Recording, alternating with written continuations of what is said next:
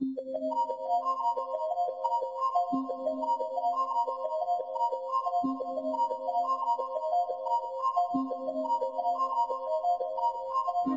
Nature provides everything for us: food, shelter, clothes.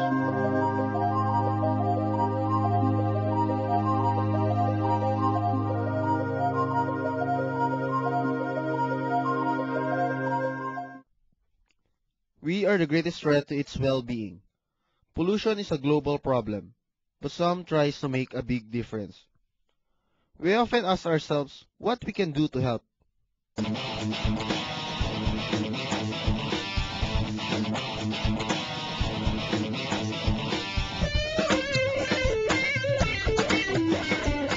This is what we do in the Philippines. Hello, good afternoon. We're here with Miss Gloria C. Buenaventura, the City Environment Officer of Marikina. And we're here to ask her a few questions. Good afternoon, ma'am. Good afternoon. So, what are the different programs initiated by the government? So way back in 1993, we started from once a week collection. Once a week? Yes. Once a week. Now we have a segregated collection, and that's basically 3 times a week. Once a week for the non-biodegradable and twice for the biodegradable. And now we are requiring the households to use their color-coded material to identify the type of waste that they bring out. Miss, where this trash actually being transported after you have collected? We have the Metro Manila Development Authority operates a landfill, sanitary landfill, somewhere in Rodriguez, part of Rizal Province. So it's about 30 kilometers from here. So we have to transport our waste from the city to the dam site. There's a travel of about distance is about 30 kilometers, and that will be about 2 to 3 hours travel time. No, but then now we have managed to transport only the residual type. The residual type. They're not recyclable. The garbage that you accumulate after all the recovery or after all the recycling has been made. So like biodegradable waste, they can be composted and used as soil enhancer or fertilizer. So if you have a technology that will produce a high grade soil enhancer, so that will be fertilizer. But if not, you just have to convert this garbage into soil. And other recyclable items, like plastic, paper, you can easily sell them back to the factories. So, Miss, how is this trash being processed? How is this trash being processed?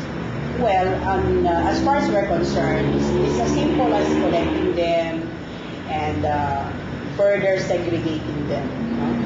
Because we try to really simplify the policies that we're imposing to the household. So basically, there are only 2 types. At the household level, we're just requiring 2 types of garbage. One is wet, one is dry. But the dry garbage, you have to segregate them further and separate them according to the types. Like you have to separate the bottle from the paper, and if you have wet paper, you have to separate it from the dry. And then plastic, you have to separate the plastic, the types of plastic. You have the PET, like the bottle that we use in mineral water. And we have the type of plastic that we use in the soda. We have aluminum cans. So you just we have cardboards, yes. Segregate them, and then we sell them back to the factories. Ano po yung ginagawa nyo? Ito yung pipit-pit ng mga aluminum, saka planta. Mga aluminum? Pagkatapos anong ginagawa dyan? Pagkatapos yung madurog? Sinasaka kasi hinihiwalay namin. Hinihiwalay?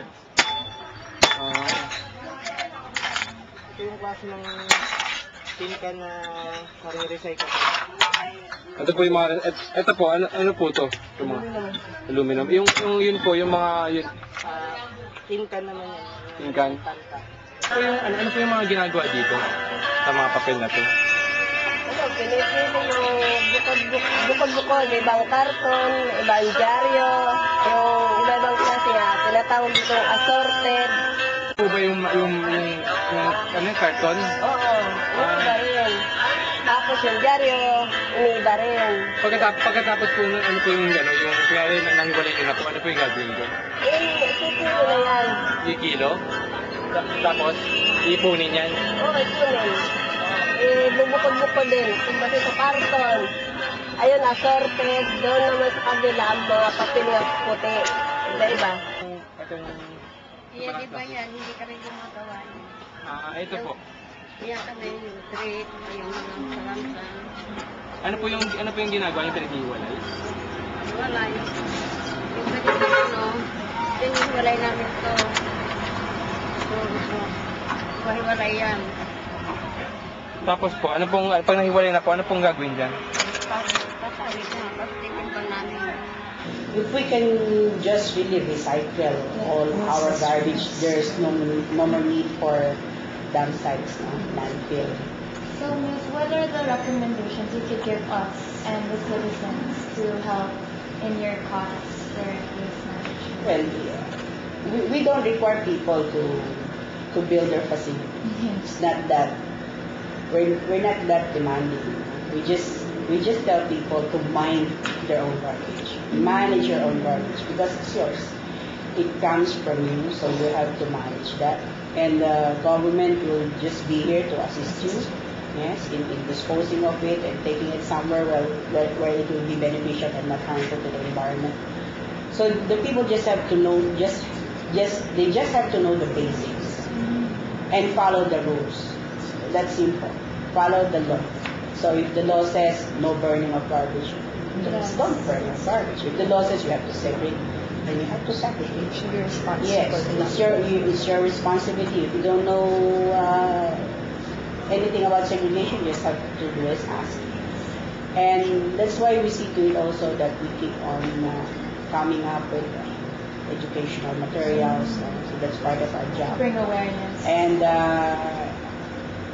as far as we're concerned, I think education is the most challenging part.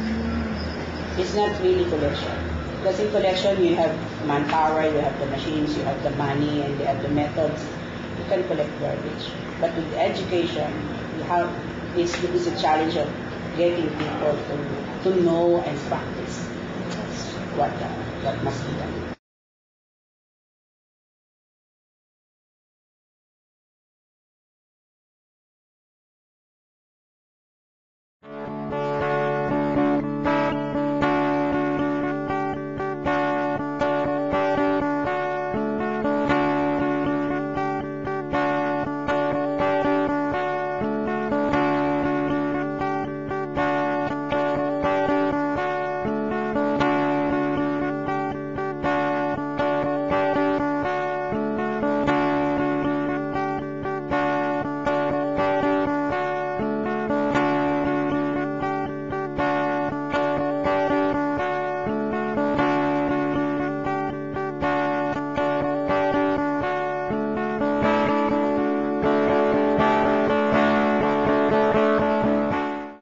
In our own little way, we can make a big difference.